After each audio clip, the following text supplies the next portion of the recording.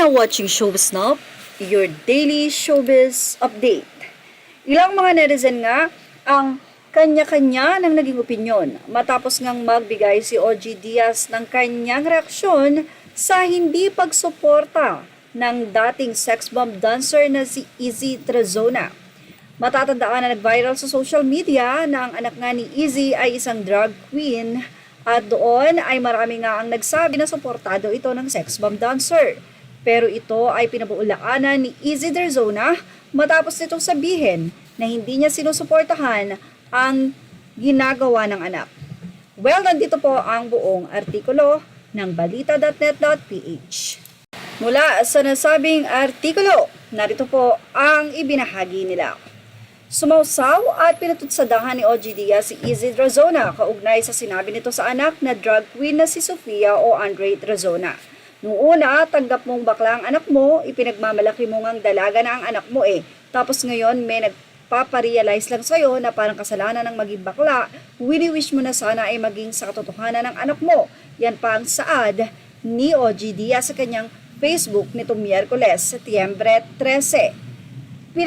Pinatutsadahan nito ang dating sex bomb at sinabing mas kasalanan daw sa Diyos ang kaipokritahan nito.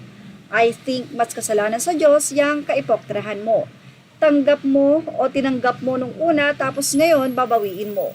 Laban-laban, bawi-bawi, masahangaan pa kita kung sa una pa lang, consistent ka lang, ayaw mong maging bakla ang anak mo, panindigan mo, yan ang patutsada ni Ogie. So masisisi ba natin yung batang magsabi siya na hindi na healthy kung magsasama pa kayong mag-ina? Sinabi pa ng talent manager na hindi o kahit maging pusa at sirena pa raw ang anak nito, dapat daw ay tanggapin niya ito. Naku naman, kahit maging pusa o sirena pa yung anak mo, someday anak mo yan, tanggapin mo. May purpose ang existence niya sa mundo. Hayaan mong hanapin niya at tanggapin mo ang anak mo kung hindi naman nagahamak o nagaapi ng kapwa.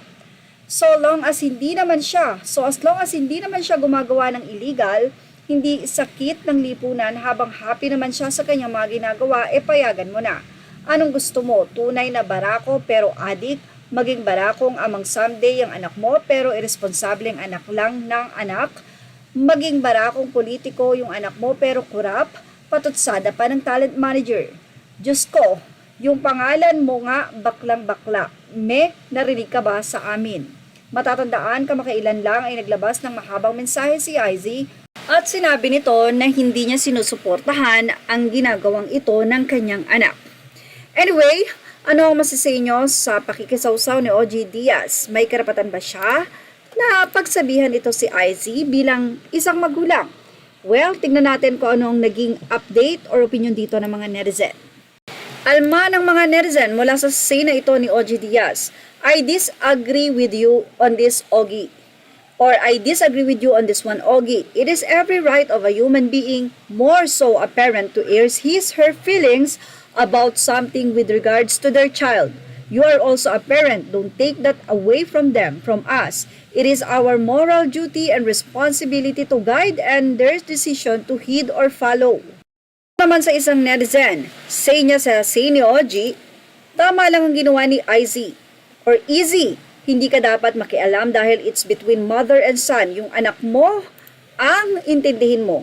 Labas ka na doon. May sarili kang pamilya, yun ang tutukan mo.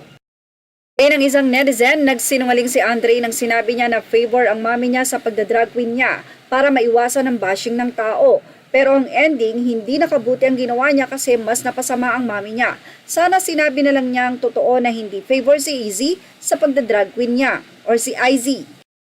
Anyway, ano masasay nyo sa naging opinion na ito ni OG Diaz? Ilagay na ang inyong opinion sa ating comment section. Images are all credit to the rightful owners and thank you for watching Showbiz Now.